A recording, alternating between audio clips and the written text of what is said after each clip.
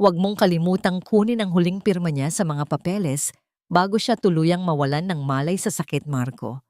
Pagkatapos nito, maaari mo na siyang itapon sa pampublikong ospital at hayaang doon mabulok.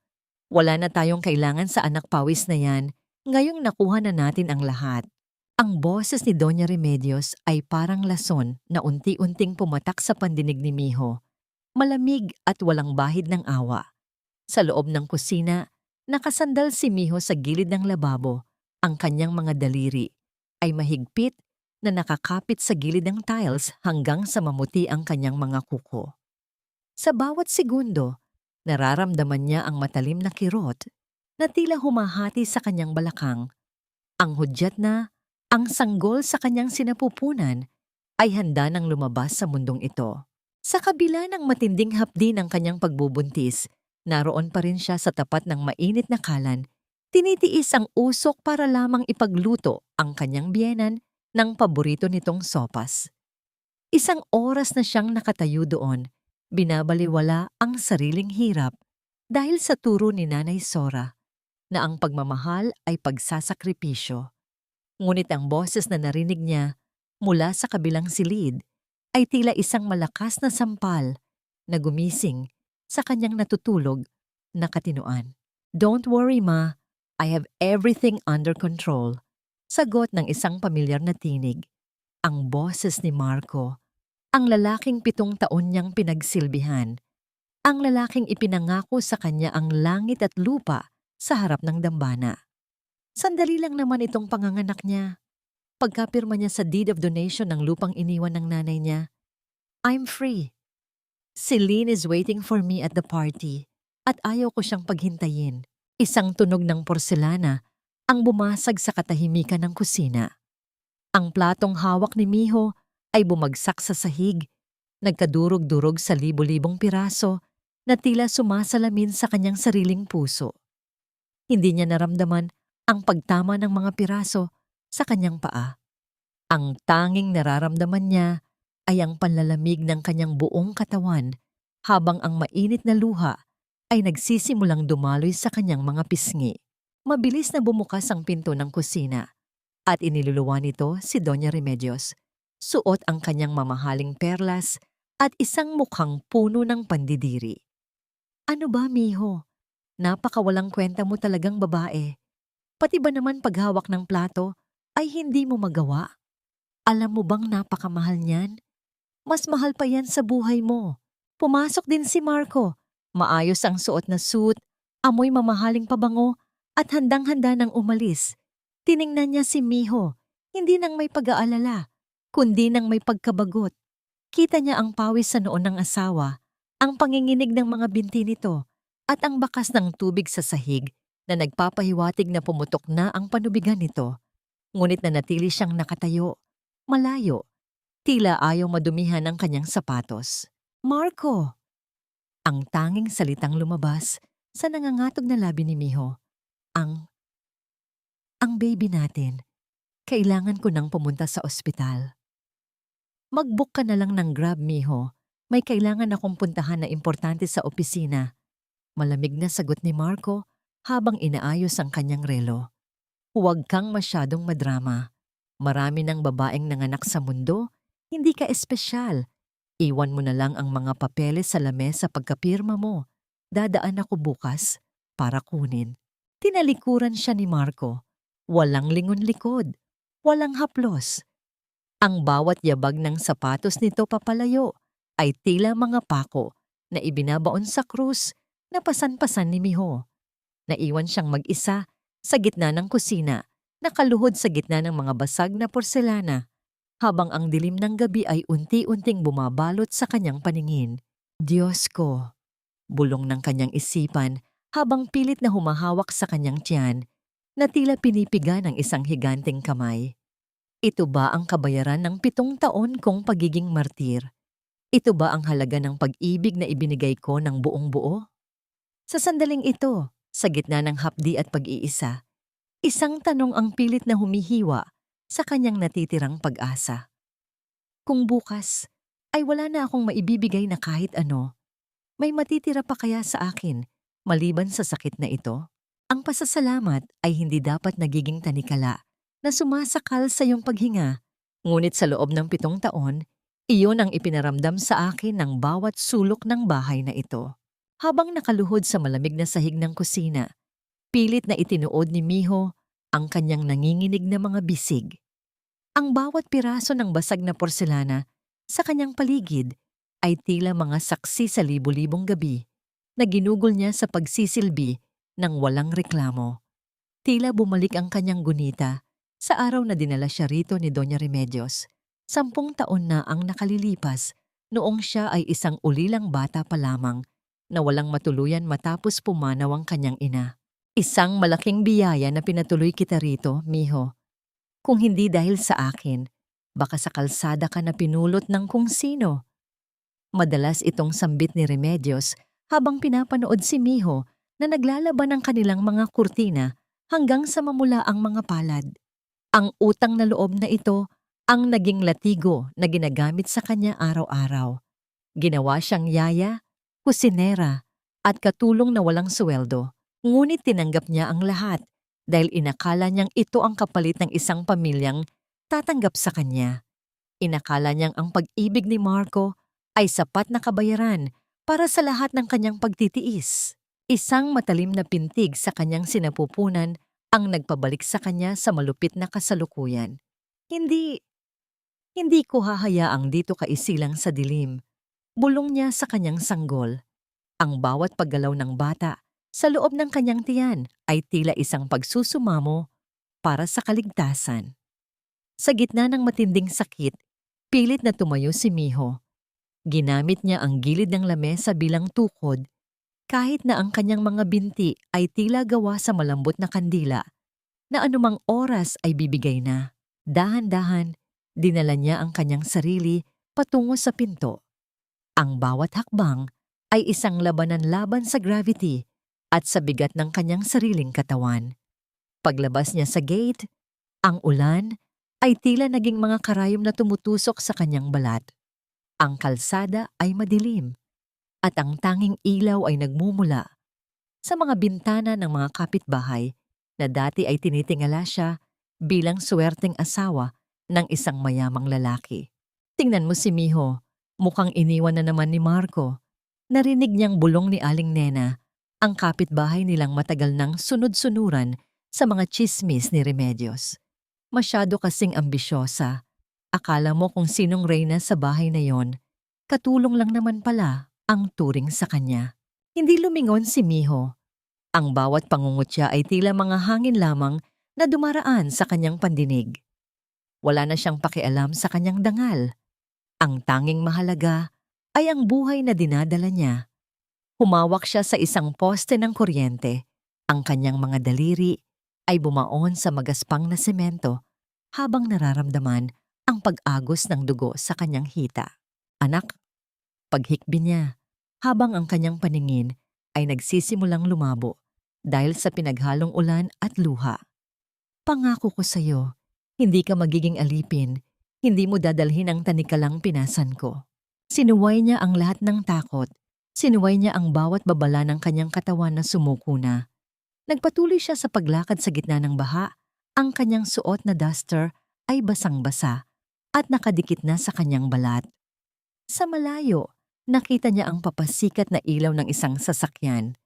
Akala niya ay si Marco na ito, na marahil ay nagbago ang isip at bumalik para sa kanya.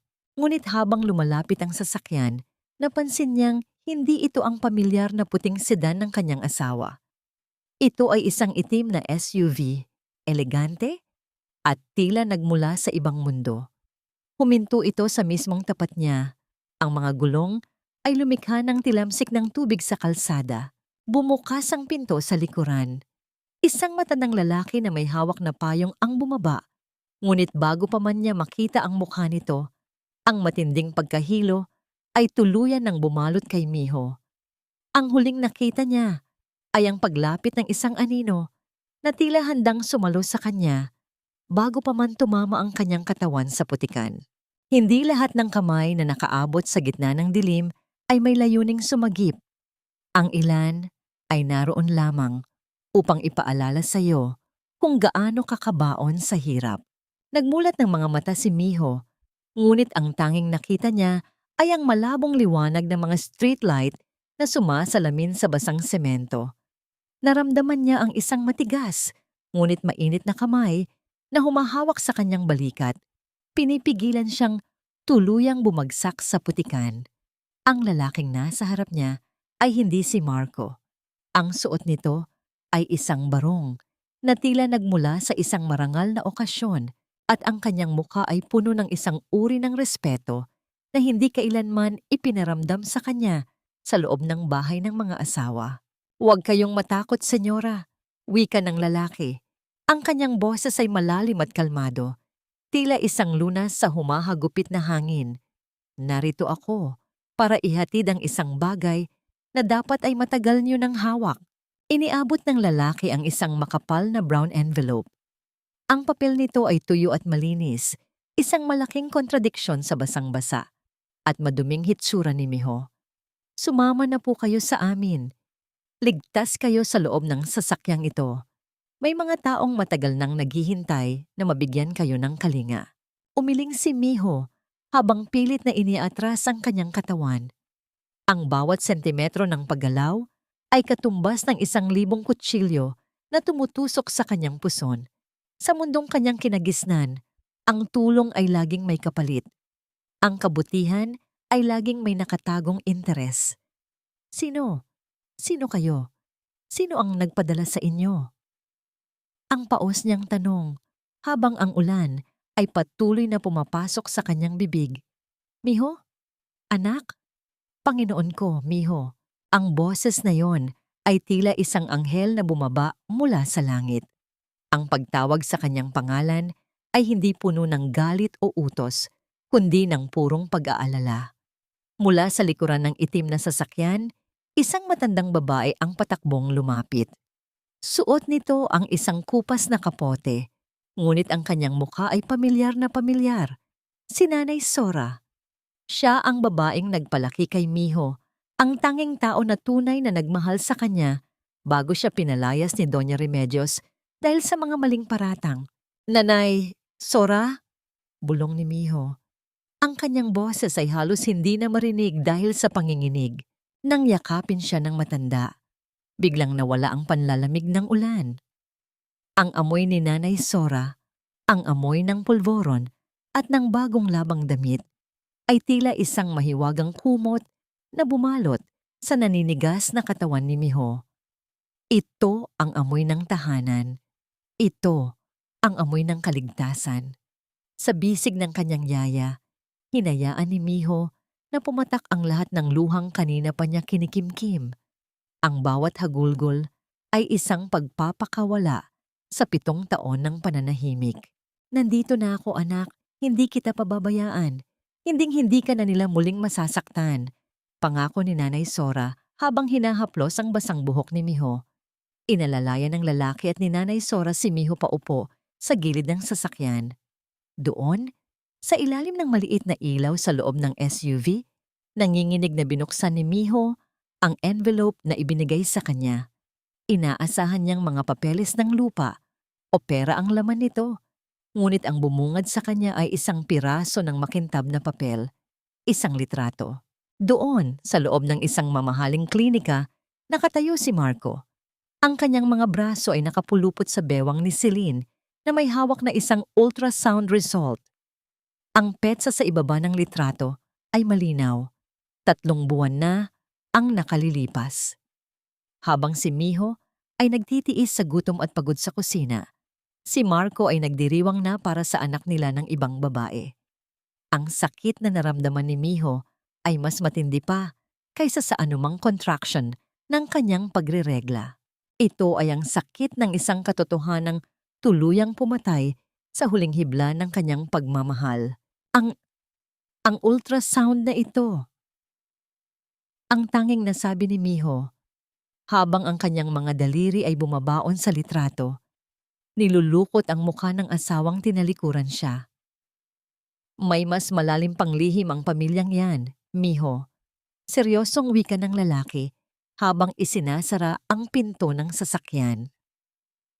At ang lihim na yon ang magiging susi ng iyong paglaya. Ang bango ng tagumpay ay madalas na humahalo sa amoy ng kataksilan at sa gabing iyon, ang halimuyak ng mamahaling pabango at masasarap na pagkain ay tila isang lason na bumabalot sa buong mansyon ni Celine habang ang langit ay umiiyak at ang hangin ay humahagupit sa labas. Sa loob ng malawak na bulwagan ay naghahari ang tawanan at ang tunog ng mga kristal na basong nagtatama. Si Marco ay nakatayo sa gitna ng karamihan, may hawak na baso ng alak at suot ang isang nangiting, tila walang bahid ng pagsisisi. Sa kanyang tabi ay si Celine, nakasuot ng pulang sutlang damit na yumayakap sa kanyang hubog, ang kulay na sumisimbolo sa pagnanasa at sa pananabik na agawin ang hindi sa kanya. Ang bawat haplos ni Celine sa braso ni Marco ay tila isang deklarasyon ng digmaan laban sa babaeng iniwan nila sa putikan. Cheers to our future, Marco! Malanding bulong ni Celine, sapat na para marinig ng mga bisita. Sa wakas, hindi mo na kailangang umuwi sa amoy bawang na kusina at sa asawang mukhang laging namatayan. Naghalakakan ang mga naroon, kabilang na si Doña Remedios na prenteng nakaupo sa isang silyang ginto. Hawak niya ang isang maliit na tinidor habang nilalantakan ang isang hiwa ng lechon na may malutong na balat. Naku, Celine, Hija, huwag mo nang banggitin ang babaeng yon. Isang malaking pasakit sa ulo ang pagiging martir ni Miho. Akala mo naman ay ikamamatay niya ang kaunting pagtatrabaho sa bahay. Sa gitna ng tawanan, naramdaman ni Marco ang isang uri ng kaba sa kanyang dibdib. Ngunit agad niya itong nilunod sa pamamagitan ng pag-inom ng alak. Tiningnan niya ang kislap ng mga diamante sa leeg ni Celine. Marco, babe, paglalambing ni Celine habang pinaglalaroan ang butones ng kanyang coat. May nakita akong bagong collection ng alahas sa Greenbelt. Ang sabi mo, kapag nakuha mo na ang pirma sa lupain ni Miho, bibili natin yon, di ba? Doon ay saglit na natigilan si Marco. Ang kanyang mga mata ay bahagyang kumurap at ang kanyang hawak sa baso ay humigpit. Alam niya ang katotohanan. Ang perang inaasahan niya ay hindi pa ganap na nasa kanyang kamay at ang kumpanya ay unti-unti nang kinakain ng mga utang na pilit niyang itinatago. Ang hiling ni Celine ay isang sampal sa kanyang realidad na siya ay isang hari na gawa lamang sa baraha. Ngunit dahil sa takot na magmukhang mahina sa harap ng kanyang bagong reyna, tumango siya at pilit na ngumiti. Of course, Celine. Anything for you. Sagot niya, bagaman sa loob niya ay may isang boses na sumisigaw ng pangamba. Maya-maya, naramdaman ni Marco ang pagyanig ng kanyang cellphone sa loob ng kanyang bulsa. Isang malamig na liwanag ang nagmula sa screen. Ang pangalan ng ospital ay malinaw na nakasulat sa caller ID. Isang beses. 2 beses. Ang pagyanig ay tila isang tibok ng pusong humihingi ng tulong. Isang desperadong tawag mula sa isang mundong pilit niyang kinalilimutan. Sino yan? Is it her? Matalas na tanong ni Celine. Ang kanyang mga kilay ay nagsalubong sa selos. Tiningnan ni Marco ang screen. Alam niyang ito na ang sandali ng panganganak ni Miho. Alam niyang sa mga oras na ito, maaaring buhay ang nakataya. Ngunit tiningnan niya ang mukha ni Celine. Tiningnan niya ang karangyaan sa kanyang paligid. At ang takot na mawala ang lahat ng ito, ang nanaig. Walang sabi-sabi, pinindot niya ang power button hanggang sa mamatay ang liwanag ng screen. Sa isang mabilis na galaw, itinapon niya ang cellphone sa isang basurahan na puno ng mga tirang pagkain at basyong bote. Wala. Wrong number lang. Pagsisinungaling niya, habang ang kanyang boses ay bahagyang nanginig. Kasabay ng pagtalikod niya sa basurahan ay ang muling paghagalpak ng tawa ni Doña Remedios sa kabilang panig ng silid. Hindi nila alam na sa labas ng mansyong yun, ang ulan ay tumitindi at ang katarungang matagal nilang inapak-apakan ay nagsisimula na ring gumalaw sa dilim. Ang amoy ng gamot na hinaluan ng pawis at kalawang ay tila isang pader na sumalubong kay Miho Pagpasok sa pampublikong ospital, hindi ito ang malinis at mabangong silid na ipinangako sa kanya ni Marco noong nagsisimula pa lamang silang bumuo ng pangarap. Ito ay isang piitan ng ingay at pait, ang iyakan ng mga sanggol, ang malalakas na boses ng mga nurse na tila manhid na sa sakit ng iba, at ang malamig na semento na tila humihigop sa natitirang init ng kanyang katawan. "Nurse, parang awa niyo na. Ang alaga ko, hindi na niya kaya." Ang boses ni Nanay Sora ay puno ng panginginig habang pilit na humihingi ng atensyon sa gitna ng siksikang pasilyo. "Nanay, makikita niyo naman pong puno kami, di ba?" Sagot ng isang nurse na hindi man lang nag-angat ng tingin mula sa kanyang sinusulatang papel. "Maghintay kayo sa bench. Marami pang nauna sa inyo." Inakay ni Nanay Sora si Miho sa isang mahabang upuang gawa sa bakal. Ang bawat pag-upo ni Miho ay tila isang pakikipagbuno sa libu-libong tinik na bumabaon sa kanyang likuran. Sa gitna ng matinding hapdi, nagsimulang maglakbay ang kanyang diwa. Ang puting kisame ng ospital ay unti-unting nagbago, naging isang malawak na hardin kung saan nakatayo si Marco. Suot ang kanyang puting barong sa araw ng kanilang kasal. "Hinding-hindi kita paiiyakin, Miho," bulong ng boses ni Marco sa kanyang alaala. "Ikaw ang aking reyna at ang bahay natin ay magiging palasyo ng iyong kaligayahan." Isang mapait na ngiti ang sumilay sa nangungulilang labi ni Miho sa gitna ng kanyang delirium. Ang palasyong ipinangako ay naging isang kusinang puno ng pangaalipusta. Ang reynang tinawag ay naging martir na itinapon sa basurahan. Ang bawat pangako ni Marco ay tila mga bulan na pumutok at nag-iwan lamang ng malagkit na pait sa kanyang balat. "Marco? Bakit?" Bulong ni Miho, ang kanyang mga mata ay nakapikit habang ang kanyang ulo ay sumasandal sa balikat ni Nanay Sora. "Bakit kailangang maging ganito kasakit?" Naramdaman niya ang magaspang na kamay ni Nanay Sora na humahaplos sa kanyang noo. Ang matanda ay tahimik na nagdarasal. Ang kanyang kupas na rosaryo ay umiikot sa kanyang mga daliri. Ang bawat butil ay tila isang patak ng luha na iniaalay sa langit. Ang katahimikan ni Nanay Sora ang tanging nagbibigay ng lakas kay Miho upang huwag tuluyang bumitaw. Maya-maya, isang matalim na sakit ang tila humati sa buong pagkatao ni Miho. Napasigaw siya, isang tunog na nagmula sa kailaliman ng kanyang kaluluwa. Sa wakas, napilitan ang mga medical staff na ilipat siya sa isang luma at kalawanging stretcher.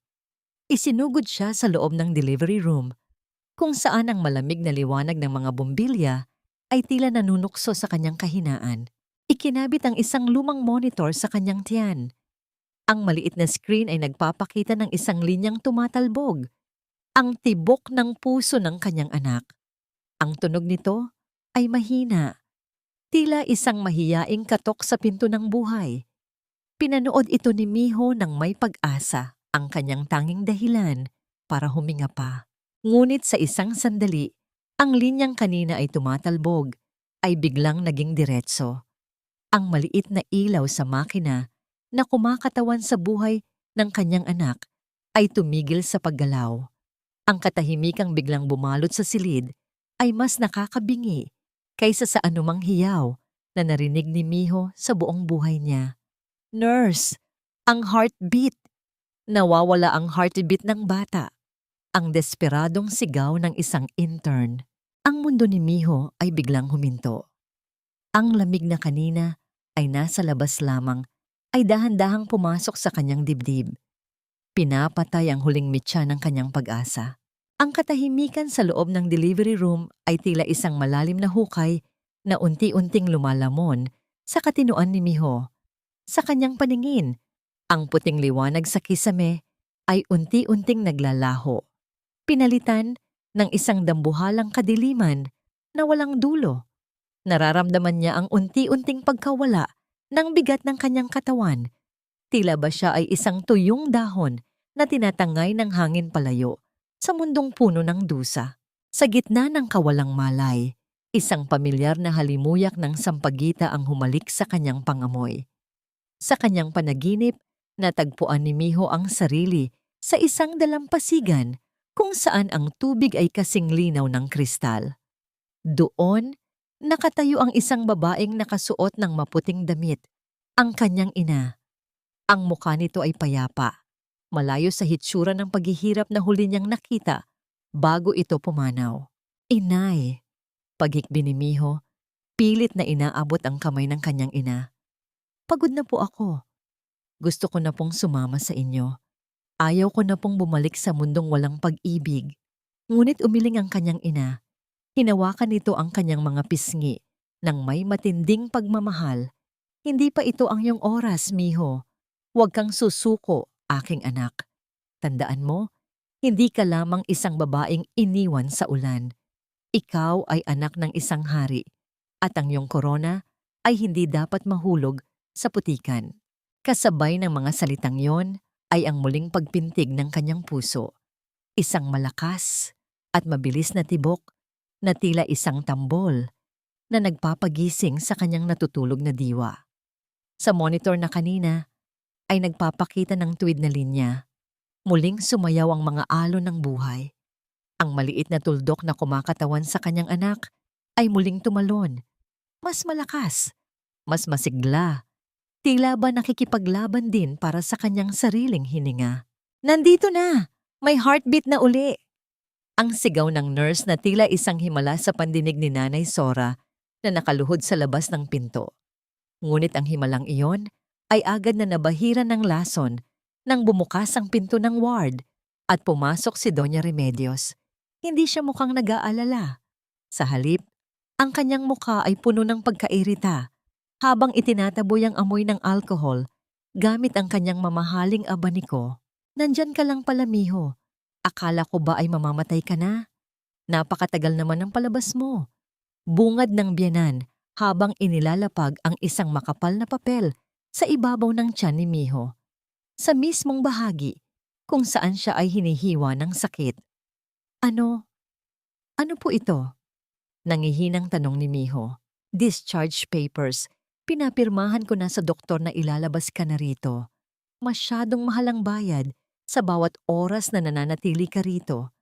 At isa pa, nakakahiya sa mga kakilala ko na makitang ang manugang ko ay nasa pampublikong ospital na mukhang palengke. Mabilis na paliwanag ni Remedios. Pirmahan mo na ito para makauwi ka na at makapagluto.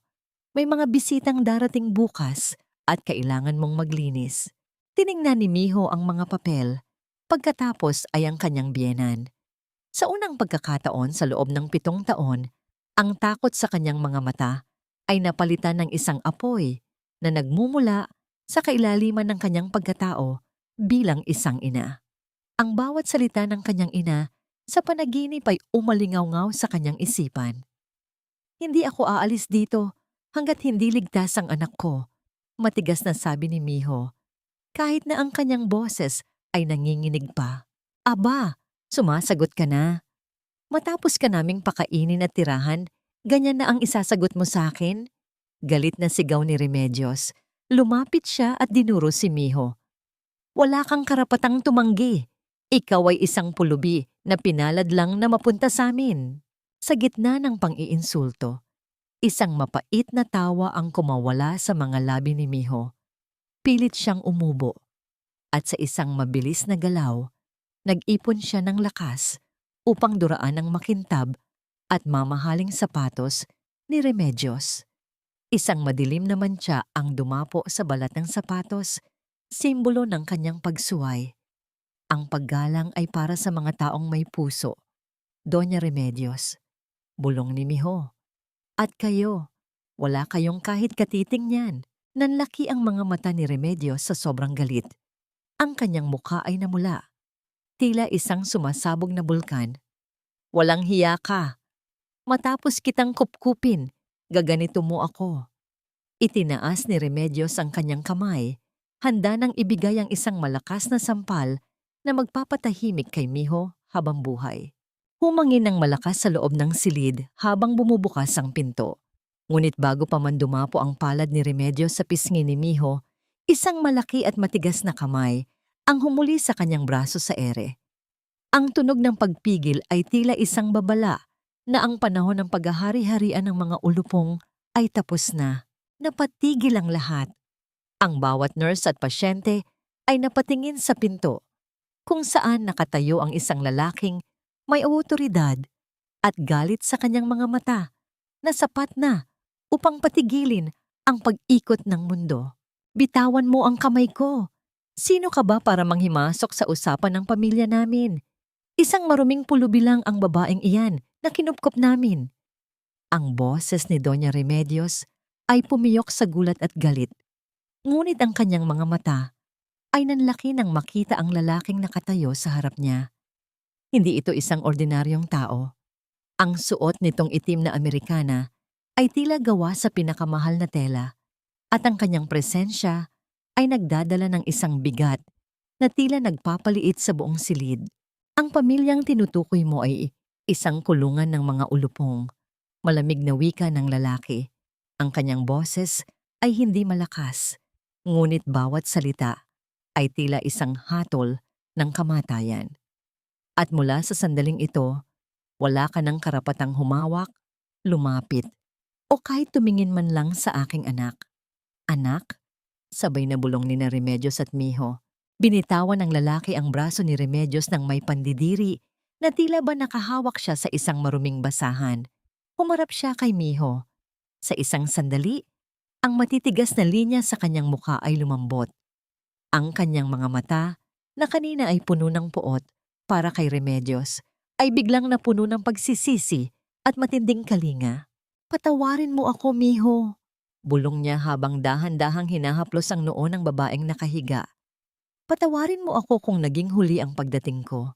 Ngunit pangako ko sa iyo, sa bawat luhang pumatak sa mga matang ito, may isang imperyong guguho. Hindi makapagsalita si Miho.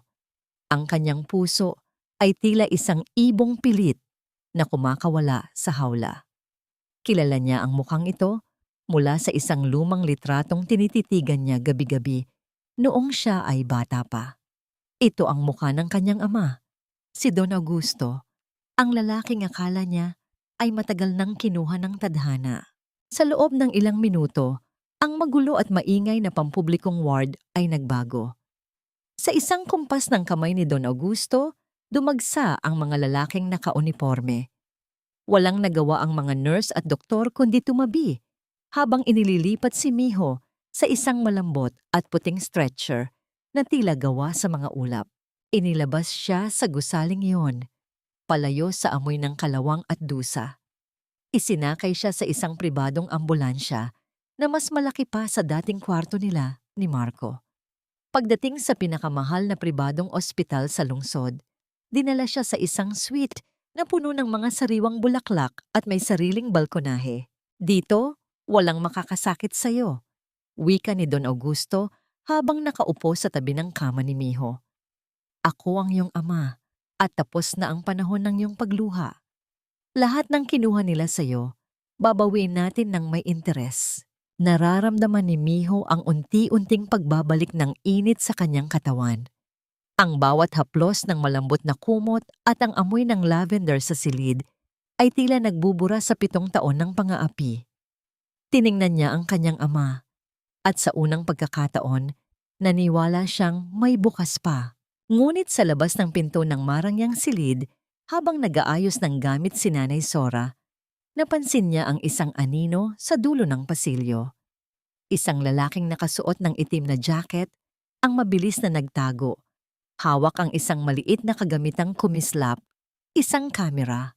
May mga mata pa ring nakabantay, at ang digmaang akala ni Miho ay tapos na, ay nagsisimula pa lamang palang magliyab sa mas malaking entablado.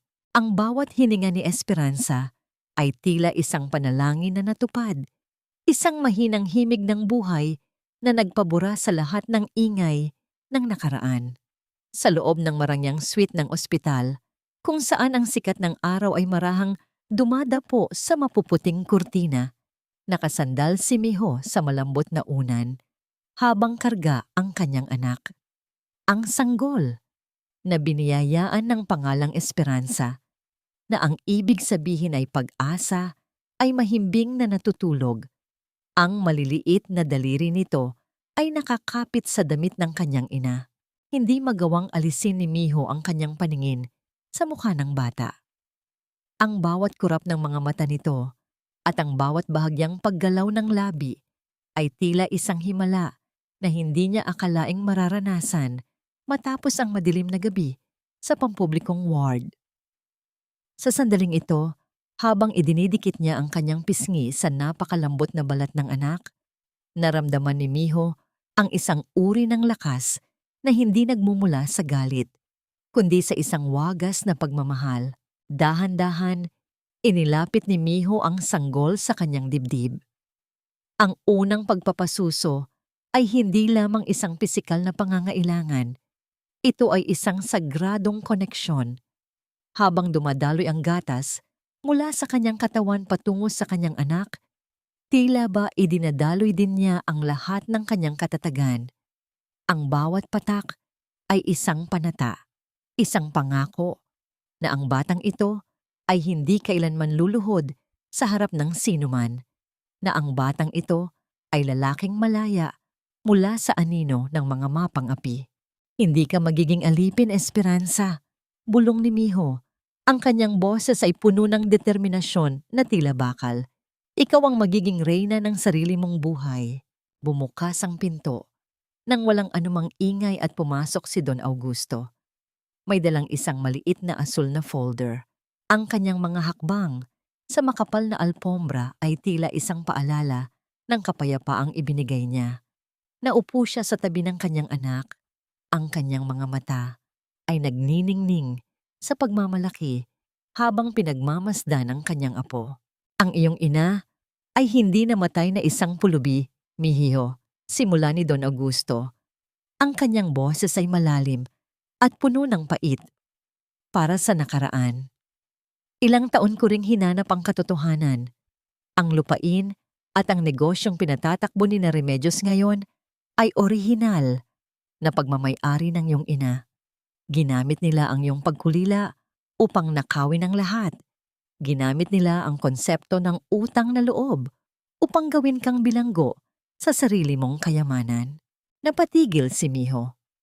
Ang bawat salita ng kanyang ama ay tila isang kidlat na nagbibigay liwanag sa 7 taon ng kanyang kadiliman. Ang bawat hapdi ng kanyang pagtatrabaho sa kusina, ang bawat pagtitiis sa gutom, habang sila ay nagpapakasasa sa karangyaan. Lahat ng iyon ay bunga ng isang dambuhalang kasinungalingan. Hindi siya ang may utang na loob. Sila ang nagnakaw sa kanyang buhay.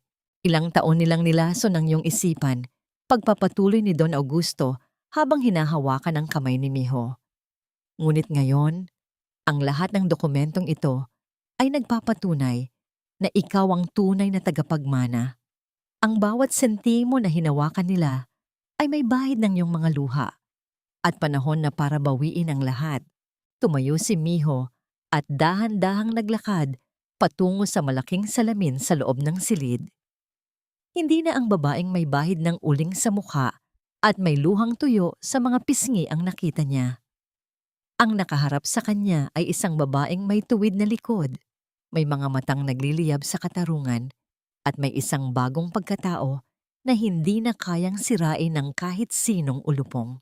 Hindi na ako babalik sa bahay na yon bilang biktima, Itay. Wika ni Miho habang nakatingin sa sariling refleksyon. Babalik ako roon bilang ang bagyong magwawalis sa lahat ng kanilang kasamaan. Ngunit sa gitna ng kanilang pag-uusap, mabilis na pumasok si Nanay Sora. Ang kanyang mukha ay maputla at ang kanyang mga kamay ay nanginginig habang hawak ang isang dyaryo. Miho, Don Augusto, may masama tayong balita. Ang nauutal na wika ni Nanay Sora. Ibinibenta na ni na Marco ang inyong bahay. Ngayong hapon, ang pirmahan ng benta at balak nilang tumakas palabas ng bansa kasama ang lahat ng natitirang pera. Ang huling kuta na dapat ay para kay Miho at sa kanyang anak ay unti-unti nang ibinebenta ng lalaking sumira sa kanyang buhay. Ang oras ay tumatakbo at ang panganib na mawala ang lahat ng ebidensya ng kanilang pagnanakaw ay lalong tumitindi. Ang takot ay may lasa ng bakal at uling, isang mapait na alaala na 7 taong nanahan sa lalamunan ni Miho. Ngunit sa umagang yon, habang ang sikat ng araw ay marahang humahaplos sa kanyang mga palad na unti-unti nang kuminis, ang tanging nalalasahan niya ay ang tamis ng determinasyon. Hindi na siya ang babaeng nakayuko sa gitna ng usok ng kusina. Siya ay isang agila na nagpapalakas ng kanyang mga pakpak bago ang muling paglipad.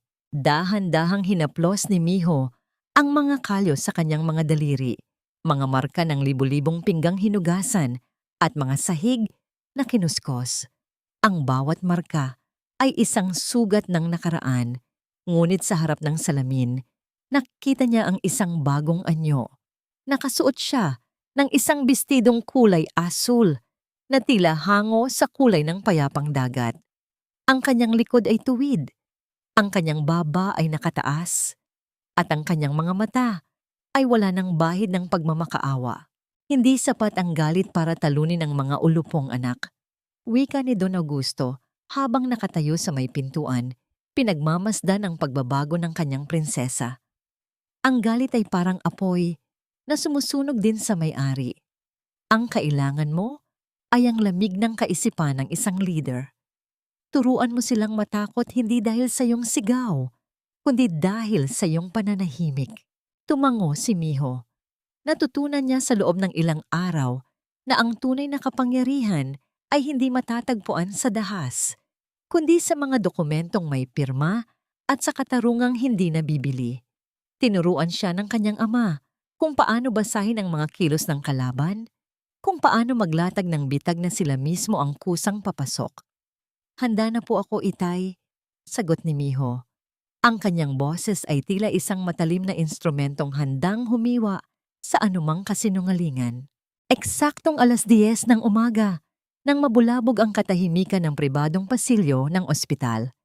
Isang lalaki ang pilit na nakikipagtalo sa mga security guard sa labas. Ang kanyang buhok ay magulo, ang kanyang polo ay may mantsa ng alak, at ang kanyang mukha ay puno ng pekeng pag-aalala, si Marco.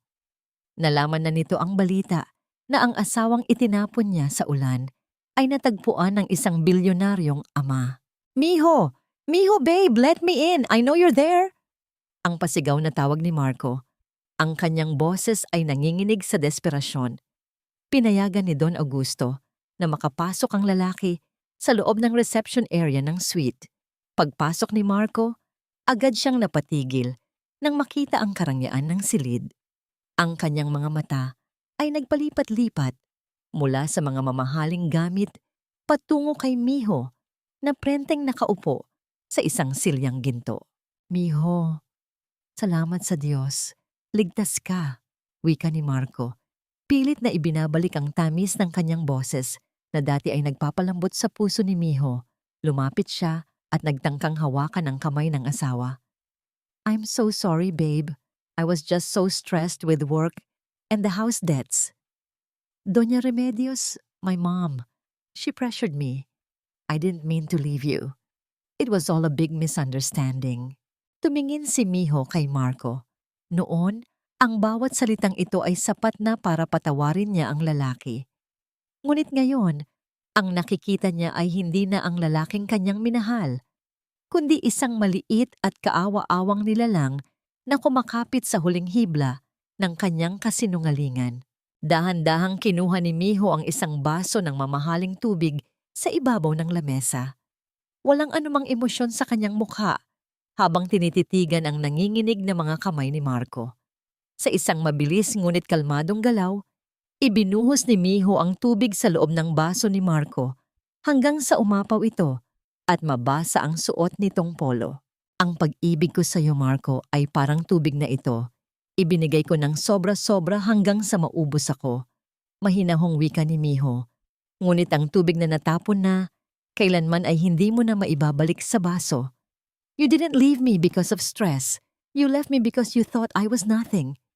Miho, please, give me a second chance para sa baby natin. Pagmamakaawa ni Marco, lumuluhod na sa harap ng asawa. Huwag mong gamitin ang anak ko para iligtas ang sarili mo. Ang matigas na sagot ni Miho.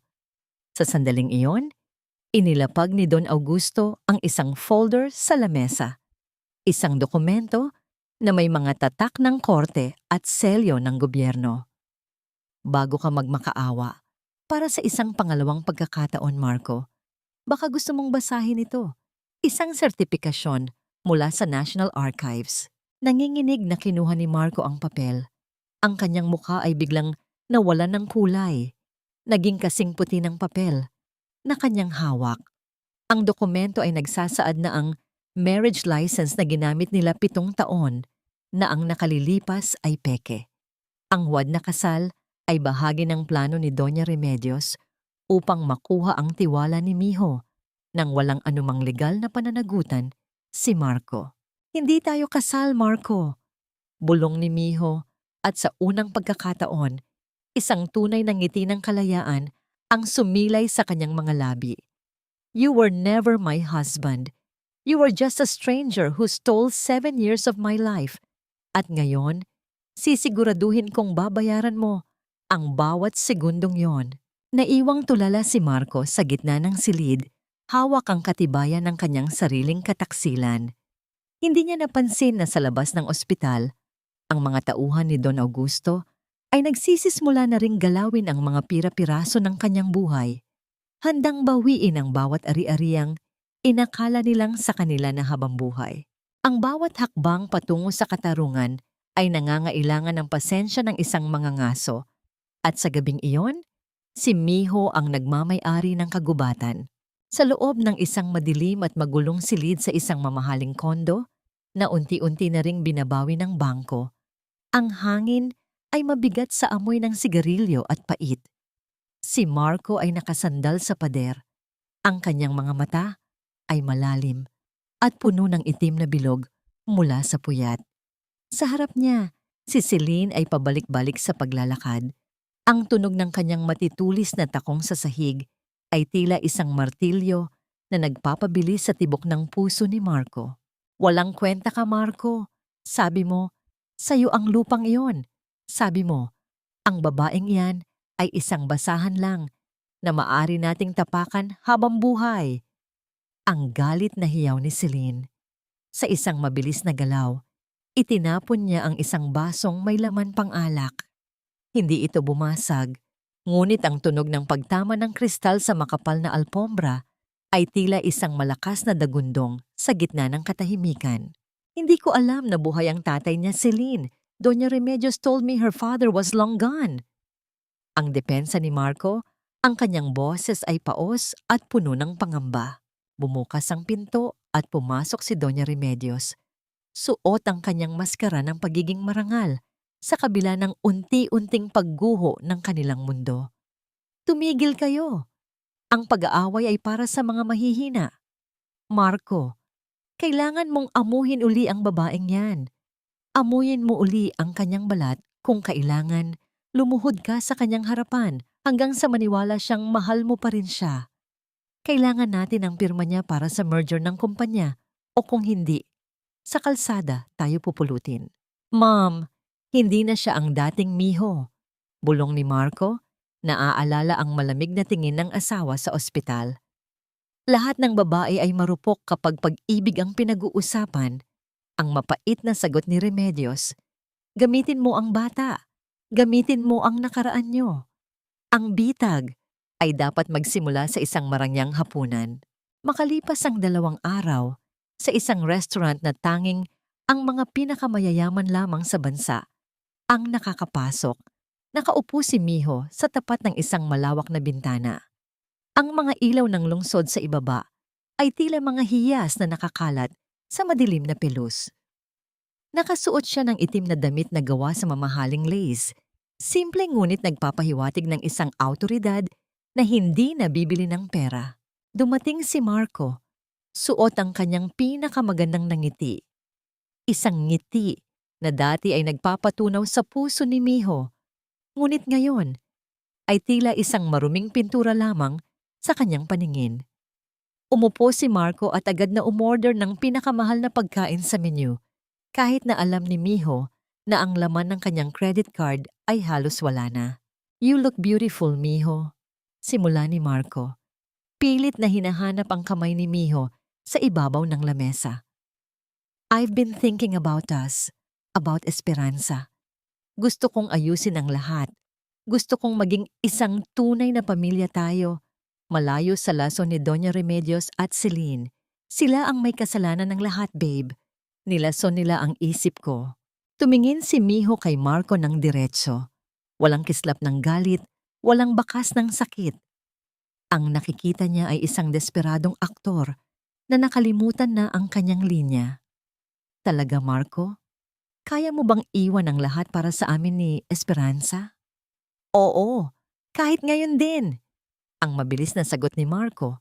Ang kanyang mga mata ay nagniningning sa pag-asang nakuha uli niya ang loob ng asawa. Kinuha ni Miho ang kanyang wine glass at dahan-dahang ininuman ito. Ang tunog ng paglapag ng baso sa lamesa ay tila isang hatol. "Kung gayon, patunayan mo. Narito ang isang dokumento." Inilabas ni Miho ang isang papel mula sa kanyang bag. Isang affidavit na nagsasaad ng lahat ng ilegal na transaksyong ginawa ni Celine at ng iyong ina sa kumpanya. Pirmahan mo ito bilang saksi at maniniwala akong gusto mo ngang magsimulang mula. Napatigil si Marco. Ang kanyang kamay na hahawak sana sa ballpen ay nanginginig. Sa ilalim ng lamesa, ang kanyang mga tuhod ay nagtatama. Alam niyang kapag pinirmahan niya ito, ihuhulog niya sa kulungan ang sariling ina. Ngunit kung hindi niya ito gagawin, mawawala sa kanya ang huling pagkakataon na makuha ang yaman ni Don Augusto. Habang nagdadalawang isip si Marco, isang maliit na kislap ng pula ang nakita ni Miho sa loob ng bulsa ng coat ni Marco. Isang recording device at sa kabilang bahagi ng restaurant, sa isang madilim na sulok, nakita niya ang anino ni Celine na nakatingin sa kanila. Hindi lamang si Miho ang naglalatag ng bitag. Ngunit ang hindi alam ni Marco, ang recorder na dala niya ay mayroon ng kasama, isang live broadcast na konektado sa mismong opisina ni Don Augusto at sa mga abogado ng kumpanya. "Ano, Marco? Sino ang pipiliin mo?" Ang malamig na tanong ni Miho, habang ang kanyang puso ay nananatiling kasing tigas ng brilyante. Ang mansyon ni Don Augusto ay tila isang kuta ng katahimikan, malayo sa ingay at dumi ng kalsada na kinalakhan ni Miho. Ngunit sa hapong iyon, ang katahimikang ito ay nabasag ng pagdating ng isang figura mula sa madilim na kahapon. Sa gitna ng malawak na sala, nakatayo si Doña Remedios. Wala na ang kanyang marangyang terno. Suot niya ay isang simpleng itim na damit at ang kanyang buhok na dati ay laging maayos, ay may ilang hibla nang nakawala. Hawak niya ang isang lumang plastic bag na puno ng mga kupas at tagpi-tagping damit. Ang mga damit na isinuot ni Miho noong siya ay nagsisilbi pa bilang katulong sa bahay ng mga asawa. "Miho, Hisha." Ang boses ni Remedios ay basag, tila puno ng pagsisisi. "Dinala ko ang mga ito dahil alam kong mahalaga ang mga ito sa'yo. Ang mga ito ang nagpapaalala kung saan tayo nagsimula. Isang pamilya tayo, di ba?" Tiningnan ni Miho ang plastic bag. Naalala niya ang bawat butas sa mga damit na iyon.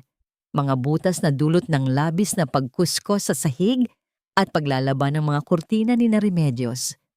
Ang pagdadala ng mga ito ay hindi isang regalo.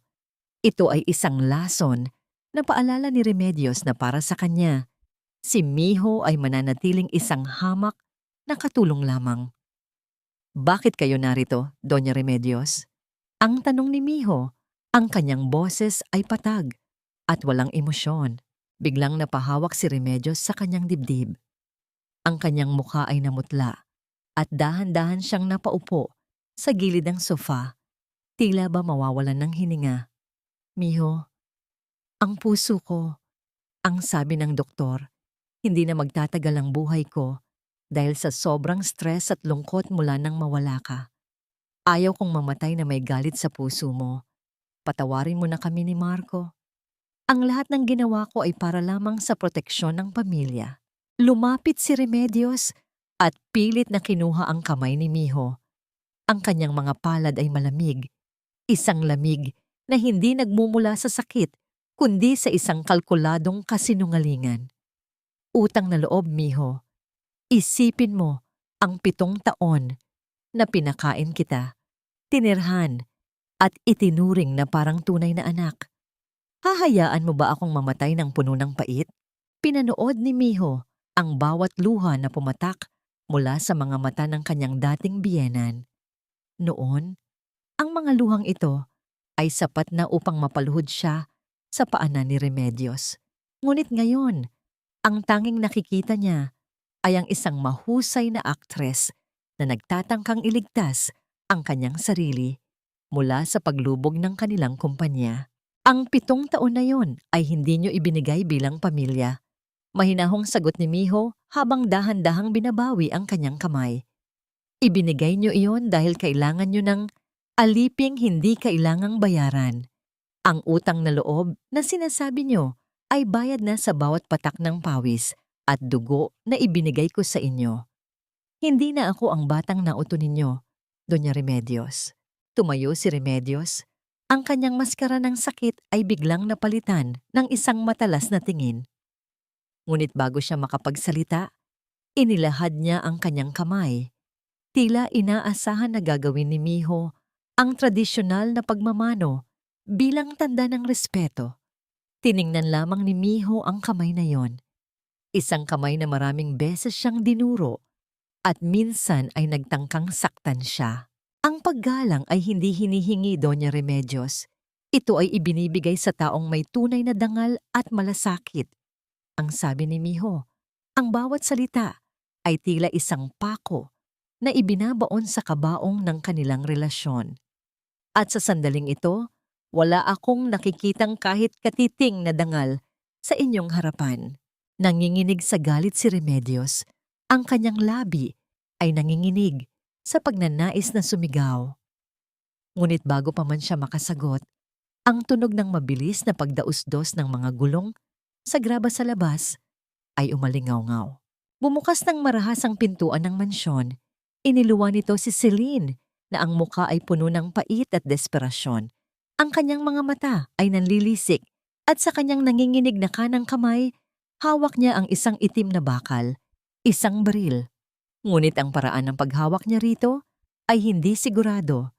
Tila ba natatakot din siya sa bigat ng sandatang kanyang dala. Ikaw, hiyaw ni Celine. Ang dulo ng baril ay nakatutok sa dibdib ni Miho. Sinira mo ang buhay ko. Sinira mo ang pamilya ni Marco. Ngayon, sisiguraduhin kong wala ka nang babalikang bukas. Sa gitna ng sala, habang ang dulo ng baril ay nanginginig sa harap ni Miho, ang hininga ng lahat ay tila tumigil. Si Doña Remedios ay napaatras ng may gulat, habang si Miho ay nananatiling nakatayo. Ang kanyang puso ay tumitibok ng mabilis, ngunit ang kanyang diwa ay nananatiling nakatitig sa panganib na nasa kanyang harapan. Ang bawat sentimetro ng itim na bakal na hawak ni Celine ay tila isang dambuhalang bigat na hindi lamang nagmumula sa metal, kundi sa lahat ng mga kasalanang unti-unti nang sumasakal sa kanya. Ang kanyang mga mata ay nanlilisik, puno ng pait at inggit na matagal na niyang inalagaan. Sa gitna ng marangyang sala, ang dulo ng baril ay nakatutok ng diretso sa dibdib ni Miho, nanginginig sa bawat mabilis na paghinga ni Celine. Inagaw mo ang lahat, Miho. You took everything from me. Ang atensyon ni Marco, ang pera, ang posisyon na dapat ay sa akin.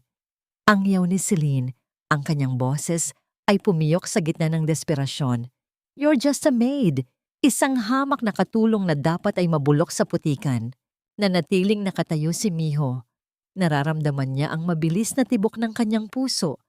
Ngunit sa halip na takot, isang malalim na pagkaawa ang bumalot sa kanya. Tiningnan niya si Celine, hindi bilang isang kalaban, kundi bilang isang babaeng nilamon ng sariling kasakiman. Sa isang silid sa itaas, Alam ni Miho na mahimbing na natutulog si Esperanza at ang kaisipang iyon ang nagbigay sa kanya ng lakas na hindi kayang tapatan ng anumang sandata. Hindi ko inagaw ang anumang pagmamay-ari mo, Celine. Mahinahong sagot ni Miho. Ang bawat salita ay tila isang malamig na agos ng tubig sa gitna ng apoy. Kinuha ko lamang ang katarungang matagal niyo nang ninakaw sa akin. Ang perang ipinagmamalaki mo, ang kumpanyang kinakapitan mo, lahat iyon ay pundasyon ng mga luha ko. At ngayon, ang pundasyong yon ay tuluyan ng gumuho. Shut up! Manahimik ka! Ang sigaw ni Celine habang pilit na inaayos ang hawak sa baril. Akala mo ba ay mananalo ka? I will end this now. Ngunit bago pa man makakilos ang daliri ni Celine, isang matalim na tunog ng pagbukas ng malaking pinto ang umalingaw-ngaw. Hindi ito ang marahas na pagpasok ng isang kaaway, kundi ang hakbang ng mga taong may dalang batas. Isang grupo ng mga pulis ang pumasok, pinangunahan ng abogado ni Don Augusto. Ibaon mo ang sandata. Celine Mercado.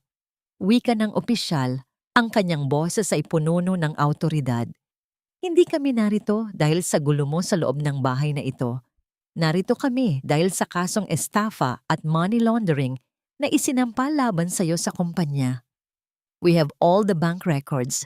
Ang bawat sentimong ninakaw mo mula sa account ni Miho ay nahanap na namin. Ang baril sa kamay ni Celine ay dahan-dahang bumaba hanggang sa tuluyan itong mahulog sa makapal na alpombra. Ang tunog ng pagbagsak ng bakal ay tila ang huling hininga ng kanyang pagiging reyna. Ang kanyang mukha na kanina ay puno ng galit ay biglang napalitan ng isang maputlang anyo ng pagkatalo. Lumapit ang mga pulis at marahas na kinuha ang kanyang mga kamay upang lagyan ng mga posas. Ang bawat tunog ng paglak ng metal ay tila isang hatol na wala nang balikan. Tiningnan ni Celine si Doña Remedios, humihingi ng tulong, ngunit ang matandang babae ay umiwas ng tingin. Tila ba hindi niya kilala ang babaeng dati ay tinawag niyang ideal na manugang. Marco, where is Marco? Ang nangihinang tanong ni Celine habang hinihila siya palabas. Tumingin si Miho sa kanyang cellphone na kanina pa nakatanggap ng mensahe mula sa kanyang ama. Isang mapait na ngiti ang sumilay sa kanyang mga labi. Si Marco, ang lalaking sinasabi mong mahal mo? Kanina pa siya umalis, Celine. Dala ang huling natitirang pera sa vault ng kumpanya. Iniwan kanyang mag-isa upang harapin ang lahat ng ito. Iyon ang uri ng lalaking ipinaglaban mo. Ang huling hiyaw ni Celine, bago siya tuluyang maisakay sa sasakyan ng pulis, ay tila isang sugat na humihiwa sa katahimikan ng gabi.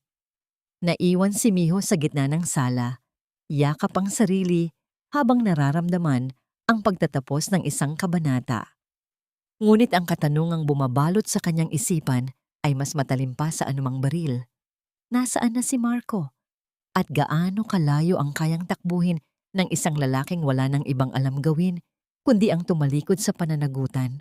Ang bawat pagtakas ay may hangganan, at para sa isang taong walang ibang ginawa, kundi ang tumalikod sa katotohanan, ang dulo ng kalsada ay madalas na isang madilim at masukal na eskinita.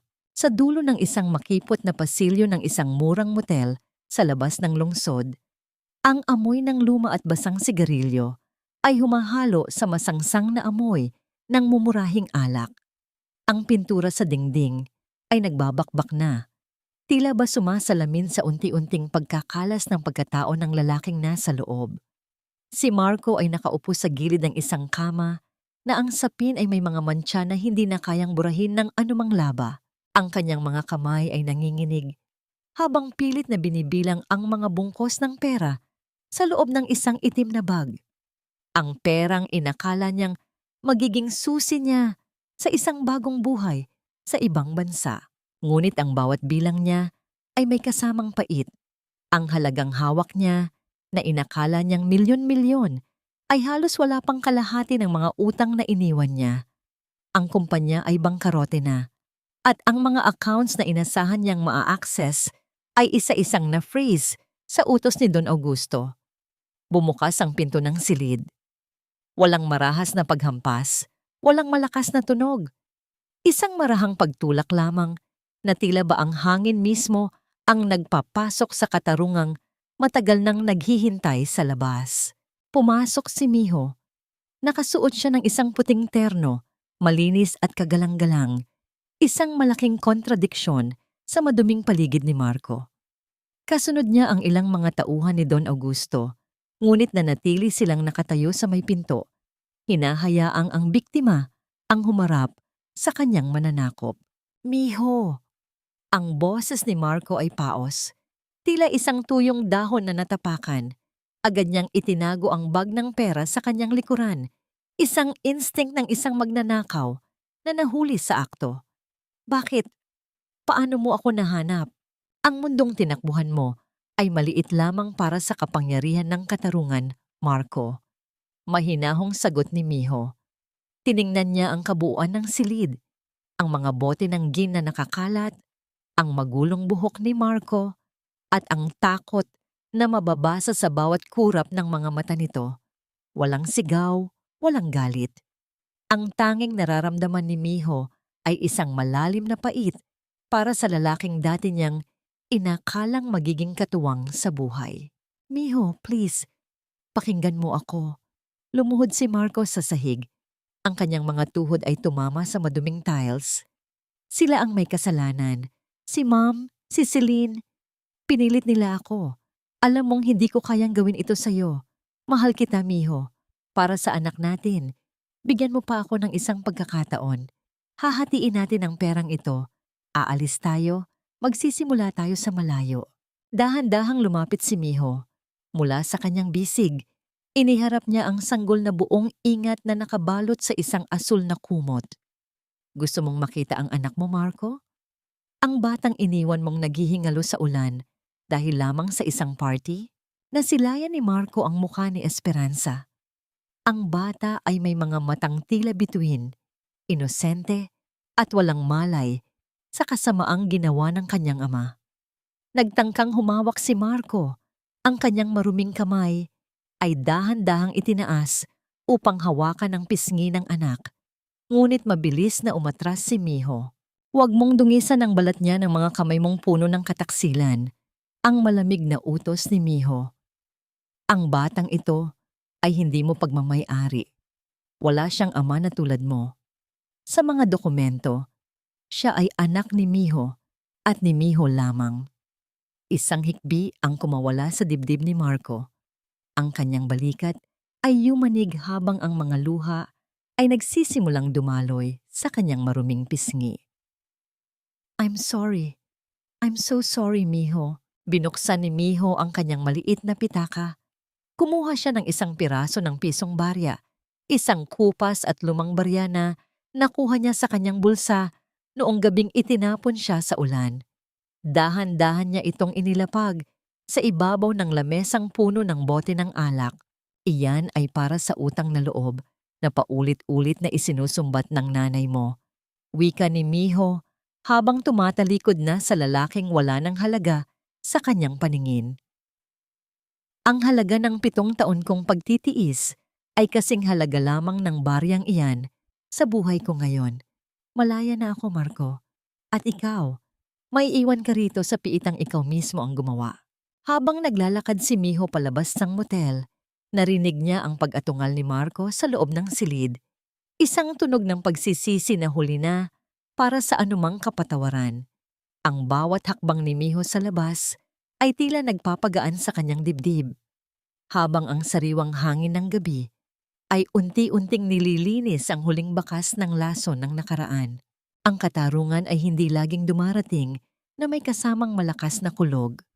Madalas, ito ay dumarating sa anyo ng isang malamig na katahimikan na unti-unting bumabalot sa mga taong naging bingi sa sigaw ng katuwiran.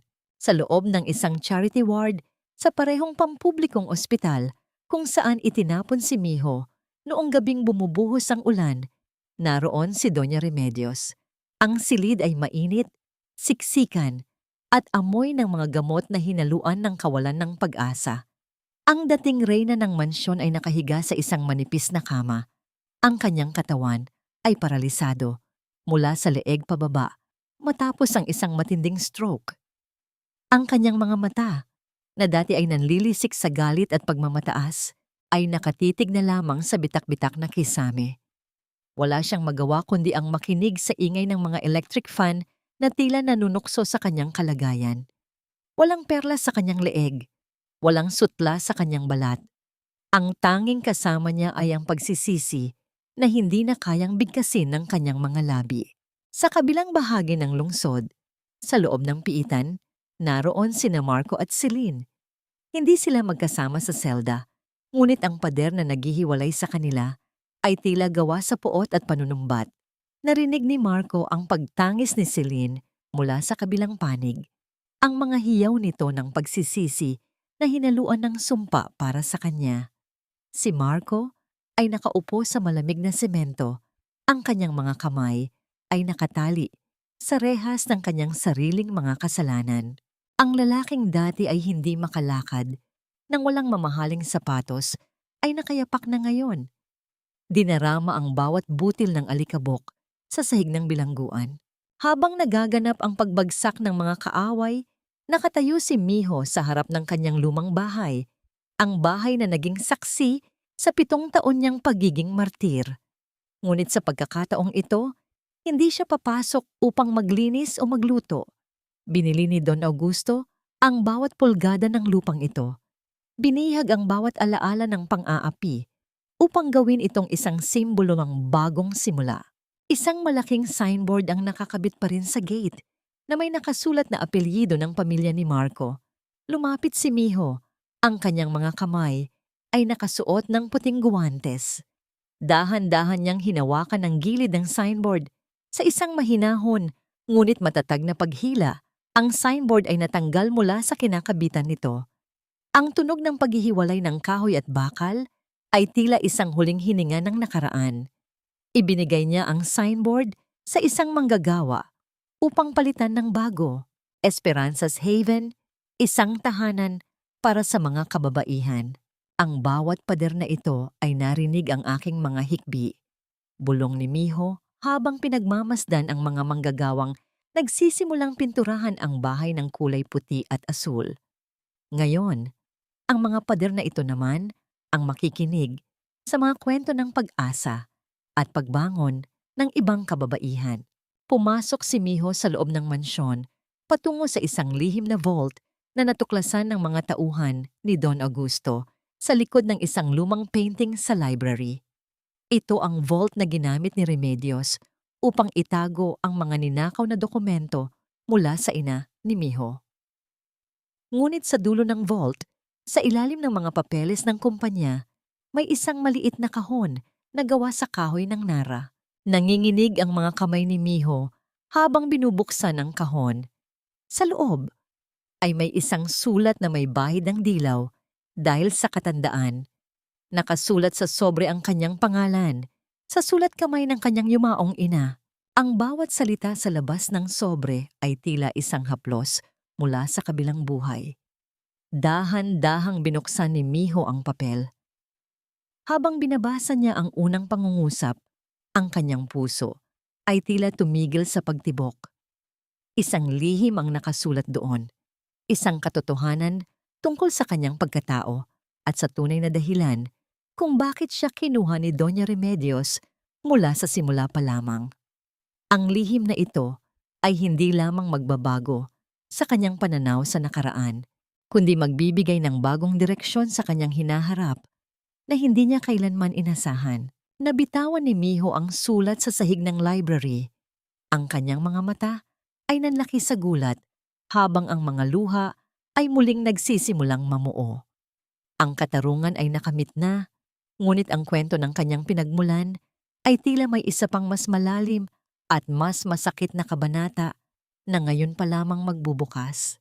Ang bawat dulo ay isa lamang bagong simula na nagtatago sa likod ng mga ulap.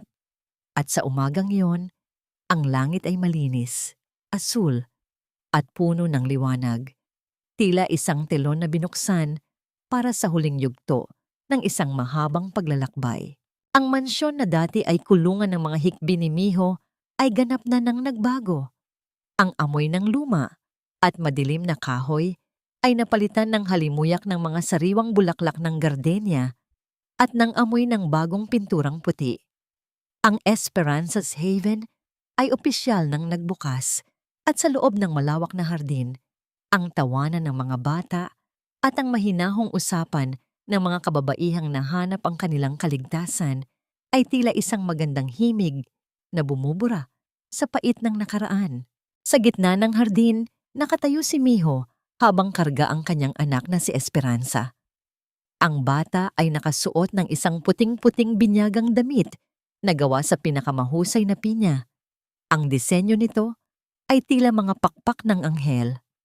Ang bawat pagngiti ni Esperanza ay isang paalala kay Miho na ang lahat ng kanyang dusa, ang lamig ng ulan, ang hapdi ng gutom, at ang pait ng kataksilan ay may katapat na wagas na gantimpala. Ang ganda ng iyong apo, Don Augusto, wika ni Nanay Sora habang iniaayos ang kumot ng bata. Ang matandang yaya ay nakasuot ng marangal na barot saya. Ang kanyang mga mata ay nagniningning sa ligaya na hindi na kailangang magtago sa dilim. Lumapit si Don Augusto at dahan-dahang hinawakan ang maliit na kamay ni Esperanza. Tumingin siya kay Miho nang may malalim na pagmamalaki. Natanggap mo na ba ang lahat ng katotohanan, Miho? Ang sulat ng iyong ina. Ang lahat ng ito ay para sa iyo mula pa noong simula. Tumango si Miho. Ang sulat na natagpuan niya sa vault ay nagsaad na ang kanyang ina ay matagal nang nag-iwan ng tiwala para sa kanya at ang tanging layunin ni Remedios sa pagkupkop sa kanya ay upang hintayin ang kanyang tamang edad para makuha ang mga pirma sa lupa. Ngunit ang katotohanan yon ay wala na ring halaga ngayon. Ang tunay na yaman ni Miho ay hindi ang ginto o ang lupain, kundi ang kalayaang magpatawad at ang lakas na magpatuloy. Tapos na po ang galit, Itay. Mahinahong sabi ni Miho, ang pagpapatawad ay hindi para sa kanila. Ito ay para sa aking sarili, upang hindi na ako muling maging bilanggo ng kanilang mga alaala. Nagsimula ang seremonya ng binyag. Ang tubig na ibinuhos sa noo ni Esperanza ay tila isang simbolo ng paghuhugas sa lahat ng mantsa ng kahapon. Sa bawat dasal ng pari, naramdaman ni Miho ang unti-unting paggaan ng kanyang dibdib, hanggang sa ang tanging natira ay ang kapayapaan na kailanman ay hindi na maagaw ng sinuman. Matapos ang selebrasyon, habang ang araw ay nagsisimulang lumubog at nagbibigay ng gininto ang kulay sa buong paligid, naglakad si Miho patungo sa balkonahe ng mansyon. Pinanood niya ang unti-unting paghahalikan ng langit at dagat sa malayo. Isang malalim na buntong hininga ang kumawala sa kanyang mga labi. Isang buntong hininga ng isang babaeng tapos na sa pakikidigma sa sariling tadhana. Mawalang galang na po, Senyora Miho. Isang malalim at malumanay na boses ang pumutol sa kanyang pagmuni-muni. Lumingon si Miho at nakita ang isang lalaking nakasuot ng simpleng asul na polo. Ito ang arkitekto na tumulong sa kanya sa pagpapatayo ng center. Si Gabriel, ang kanyang mga mata, ay may kislap ng respeto at isang uri ng kuryosidad na matagal nang hindi nakikita ni Miho sa isang lalaki. Ang ganda ng paglubog ng araw, hindi ba? Ang wika ni Gabriel habang tumatabi sa kanya sa balkonahe, ngunit ang kanyang tingin ay nananatiling nakatitig sa mukha ni Miho. Isang paalala na kahit ang pinakamahabang araw ay may payapang pagtatapos. Ngumiti si Miho, isang ngiti na umabot sa kanyang mga mata. At isang paalala na bukas, may bagong liwanag na darating. Maari ko po ba kayong maisayaw sa huling awit ng okasyon? Ang tanong ni Gabriel. Dahan-dahang inilahad ang kanyang kamay ng may pag-iingat. Tiningnan ni Miho ang kamay ni Gabriel. Naalala niya ang kamay ni Marco na laging may hinihingi at ang kamay ni Remedios na laging may isinusumbat. Ngunit ang kamay ni Gabriel ay nakabukas lamang, nag-aanyaya, hindi nag-uutos. Dahan-dahang ipinatong ni Miho ang kanyang palad sa kamay ni Gabriel. Habang ang musika ay marahang tumutugtog sa loob ng bulwagan, Nagsimula silang gumalaw sa ilalim ng unang bituin ng gabi. Ang bawat hakbang ni Miho ay puno ng grasya, malayo sa bawat takbo niya sa ulan noon. Sa sandaling iyon, ang boses ni Miho ay umalingaw-ngaw sa kanyang isipan. Isang huling mensahe para sa lahat ng mga multo ng kanyang nakaraan. Hindi na ako ang babaeng iniwan niyo sa ulan upang mamatay. Ako na ang ulan na naglinis sa aking sariling sugat. At ako na ang araw na sumikat sa gitna ng aking sariling bagyo. Ako ay si Miho, malaya, matatag at buo. At sa ilalim ng malawak na langit ng Maynila, ang kwento ng martir ay tuluyan ng nagtapos upang bigyang daan ang kwento ng isang reynang nahanap ang kanyang korona sa gitna ng kanyang sariling pagbangon. Ang bawat kwento ay may tuldok, ngunit ang huling marka ng panulat ay hindi ang katapusan ng buhay, kundi ang simula ng isang mas malalim na kahulugan. 2 taon ang mabilis na lumipas, tila mga alon sa dalampasigan na dahan-dahang binubura ang mga bakas ng paa sa buhangin. Sa isang payapang hapon, sa tabing dagat ng Batangas, kung saan ang langit ay tila isang malaking canvas na pinintahan ng kulay kahel at lila, nakaupo si Miho sa isang puting silya. Ang kanyang buhok ay hinahampas ng sariwang amoy ng ngalat at kalayaan. Sa kanyang tabi, ang 2 taong gulang na si Esperanza ay masayang naglalaro. Ang bawat halakhak ng bata ay tila mga kristal na tumatama sa hangin, dalisay at walang bahid ng takot. Marami na ang nagbago. Ang Esperanza's Haven ay isa na ngayong malawak na institusyon na nakapagpabago sa buhay ng libu-libong kababaihan. Si Miho ay hindi na lamang isang biktima ng kataksilan. Siya ay naging simbolo ng pag-asa sa buong bansa. Ngunit sa likod ng lahat ng tagumpay na ito, ang pinakamalaking tagumpay ni Miho ay ang katahimikang nananahan sa kanyang puso. Nabalitaan niya ang pagpanaw ni Doña Remedios ilang buwan na ang nakalilipas. Ang matanda ay namatay na mag-isa. Ang tanging kasama ay ang mga anino ng kanyang sariling kasamaan. Si Marco naman ay nananatili sa loob ng rehas, isang lalaking tuluyan ng kinalimutan ng mundo, habang si Celine ay unti-unti nang nilalamon ng pagsisisi sa loob ng piitan. Madalas itanong kay Miho, "Napatawad mo na ba sila?" Tumingin si Miho sa malayo, sa abot tanaw kung saan ang dagat at langit ay nagtatagpo. Ang pagpapatawad para sa kanya ay hindi nangangahulugang pagbura sa nakaraan o pagtanggap uli sa mga taong sumira sa kanya. Ang pagpapatawad ay ang pagpili na huwag nang maging bilanggo ng galit. Pinatawad niya sila, hindi dahil karapat-dapat sila, kundi dahil karapat-dapat siya sa kapayapaan. Pinatawad niya ang kanyang sarili sa pagiging martir. At sa sandaling iyon, ang huling tanikala ng utang na loob ay tuluyan ng naputol. "Mama, look! Beautiful!" Ang masayang sigaw ni Esperanza habang ipinapakita ang isang makulay na kabibe. Ngumiti si Miho at hinalikan ang noo ng kanyang anak. Sa kanyang likuran, lumapit si Don Augusto at si Nanay Sora, ang 2 haligi na nanatili sa kanyang tabi sa gitna ng bagyo. Naroon din si Gabriel, na sa loob ng 2 taon ay naging isang tapat na kaibigan at kasama sa pagbuo ng kanyang mga pangarap. Walang pagmamadali, walang pressure, isang uri ng pag-ibig na nagbibigay ng espasyo para huminga at lumago. Handa na ang hapunan, Miho, wika ni Nanay Sora. Ang kanyang boses ay puno ng kalinga na kailanman ay hindi nagbago. Tumayo si Miho. Hawak ang kamay ni Esperanza. Tiningnan niya ang kanyang pamilya, ang pamilyang hindi nabuo sa dugo lamang, kundi sa pagmamahal na dumaan sa apoy ng pagsubok.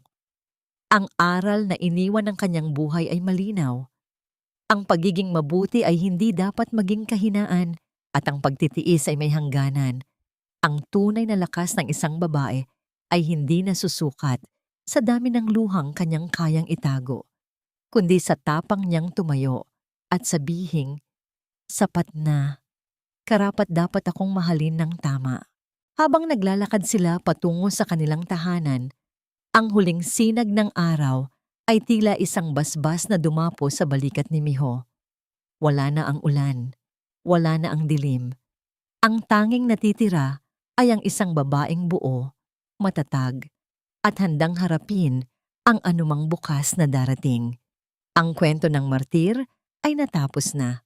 Ang kwento ni Miho ay nagsisimula pa lamang.